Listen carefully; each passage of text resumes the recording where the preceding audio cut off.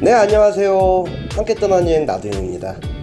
오늘은 필리핀 세부 여행 시 반드시 가봐야 된다고 생각하는 세부 남부 오슬롭, 모알보알, 카와산에 대해서 알아보려고 합니다. 우리나라에서 보통 세부를 가면 막탄섬에서 힐링을 하는 게 대부분인데요. 진정한 세부 여행을 원한다면 남부 투어를 다녀오는 것을 추천드립니다. 그러나 남부 투어는 시간도 오래 걸리고 특히 카와산의 경우는 다칠 수도 있기 때문에 여행 계획 시 신중하게 선택을 해야 되는 투어입니다. 세부 여행의 꽃이라고도 할 수 있는 세부 남부 투어 오슬롭, 모알보알, 카와산에 대해서 알아보도록 하겠습니다. 지금 시작합니다. 자, 함께 떠나자! 나도요!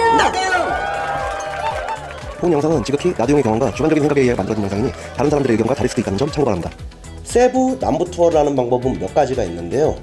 대부분 자유여행 상품을 이용하시거나 세부 남부터미널에서 버스를 타고 이동하는 일정을 선택을 합니다. 당일치기 일정이라면 자유여행사 상품을, 1박 이상을 할 거라면 버스나 렌트카 이용을 하는 것을 추천드립니다. 당일치기 상품의 경우는 공항에 새벽에 도착하자마자 바로 오슬롭으로 떠나는 일정이기에 많이 피곤하긴 하지만 대부분의 한국 관광객들이 일정이 짧은 일정이기에 세부시티와 막탄섬에서 다른 스케줄을 진행하실 거라면 무박 당일치기를 추천드립니다. 차량에서 잠을 자고 낮에 투어를 하는 거라서 피곤하긴 하지만 그래도 매우 만족도가 높은 투어이기 때문에 추천을 해봅니다.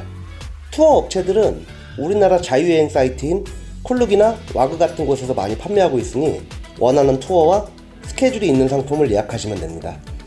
이리저리 찾아봤는데 가격대는 거의 비슷한 것 같아요.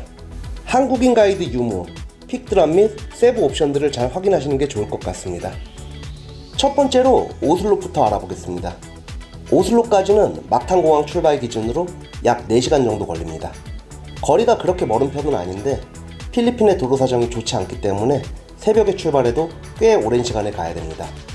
미리 편하게 잘 수 있는 목베개 등을 챙겨가시는 게 편해요. 막탄공항 도착해서 바로 화장실 가서 옷 갈아입고 나오시는 분들은 전부 오슬롭 투어 가시는 분들이라고 생각하시면 됩니다. 거의 모든 투어가 오슬롭을 제외하지 않았을 시에 오슬롭을 첫 번째로 갈 것 같은데요. 이유는 오슬롭이 대기시간이 매우 길어서입니다. 아침 6시부터 입장을 할 수 있는데 이미 새벽 5시 정도에 대기가 100번이 넘어요. 그래서 패스트트랙도 따로 있는데 패스트트랙이라고 해서 줄이 없는 것은 아닙니다. 상황에 따라서는 패스트트랙도 1시간 넘게 대기할 수도 있어요. 투어 예약 시 오슬롭 패스트트랙이 포함되어 있는지 확인해 보는 것을 추천드립니다. 여기서 시간을 너무 많이 보내면 다른 일정들까지 지체되기 때문에 몸이 더 힘들어질 수 있어요. 대기 시간이 1시간 정도 된다면 근처에 있는 투말로 폭포를 갔다 오시는 것을 추천드립니다. 오슬롭 고래상어 투어는 두 가지 방식으로 즐기실 수 있는데요. 첫 번째는 일반적으로 많이 하는 스노클링, 두 번째는 스쿠버 다이빙입니다. 개인적으로는 스쿠버 다이빙을 추천드리는데요. 여기서 진행하는 스쿠버 다이빙은 체험 다이빙이기 때문에 자격증이 없어도 됩니다. 그리고 세 가지의 장점이 있는데요. 첫 번째는 스노클링에 비해서 입장 속도가 빠르고, 두 번째는 아무래도 숨을 편하게 쉬고 물속에서 안 나와도 되니 체력 소모가 상대적으로 덜합니다. 그리고 결정적으로 세 번째 장점은 고래상어를 보는 시각과 사진 결과물이 많은 차이가 납니다. 비용은 1인당 약 8만원 정도 합니다. 오슬롭 고래상어 투어를 위해 8만원을 더 지불하실 의향이 있으신 시청자분들이라면 스쿠버 다이빙을 추천드려요. 고래상어 투어는 약 30분 정도 진행됩니다. 샤워 시설이 열악하기 때문에 소금물 씻어내는 것 정도 외에 못하는데요. 옷이 많이 찝찝하시면 길거리에 셔츠 5,000원이면 구매 가능하니 기념으로 고래상어 티셔츠 구입해서 입고 다니시는 것도 나쁘지 않습니다.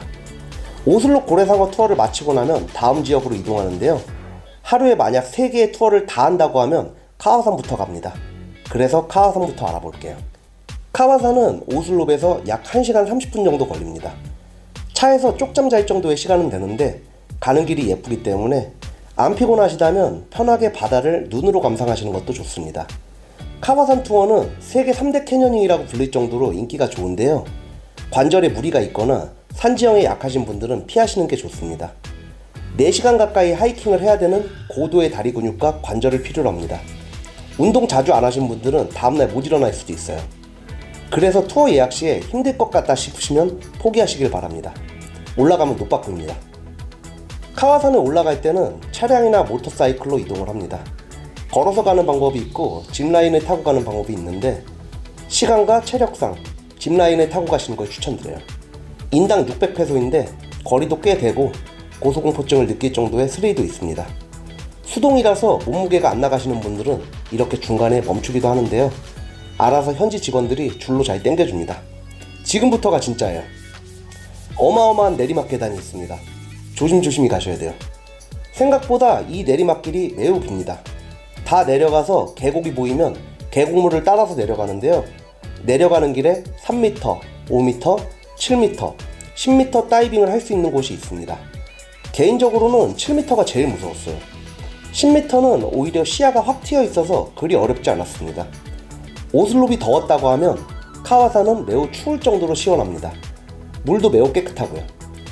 사실 나두형 생각으로는 라오스에 있는 블루라곤보다 여기 카와산 바디안 자연풀장이 더 예쁘고 깨끗하다고 생각합니다. 물론 둘 다 접근성 안 좋은 것은 똑같습니다. 어느 정도 내려가니 이제 다리가 떨립니다. 한동안 운동 안 한 결과인데 어쩔 수 없어요. 어쨌든 내려가야 되기 때문에 다리 근육을 200% 활용해서 내려갑니다. 2시간 30분 정도 내려가면 험한 코스는 끝나고 라군이 나오는데요, 여기부터는 매우 여유롭습니다. 수영도 하고 폭포수도 맞고 사진도 많이 찍고, 사실 이때가 제일 좋았어요. 만약 카와산 캐녀닝이 힘들 것 같다고 하시면 카와산 입구에서 올라가지 마시고 바디안 방면으로 걸어 올라가서 이 지역만 즐기시는 것도 나쁘지는 않을 것 같습니다. 충분히 이 폭포와 라군만 보기에도 카와산 투어는 괜찮은 것 같아요. 4시간 정도 내려오면 처음 시작했던 투어 데스크에 도착을 합니다. 보통 대부분의 투어가 끝나고 나면 점심 식사를 제공해줍니다. 매우 힘들다고 하지만 여성들도 전부 할 수 있을 정도이고 즉석 다이어트도 되고 만족감은 꽤 높기 때문에 카와산 캐녀닝은 남부 투어 시 빼놓을 수 없는 투어인 것 같습니다. 다음은 모알보알이에요. 모알보알은 1박 코스로 많이 가는 편이긴 한데 당일치기 투어도 가능합니다. 모알보알을 가는 이유는 바로 거북이와 정어리떼를 보기 위해서인데요, 그래서 그런지 매우 많은 프리다이버들이 있습니다. 굳이 방카를 타고 멀리 나가지 않아도 해변 쪽에 보면 거북이들하고 정어리떼가 있습니다. 진짜로 거짓말 안하고 머리만 담그면 정어리떼와 거북이가 보여요.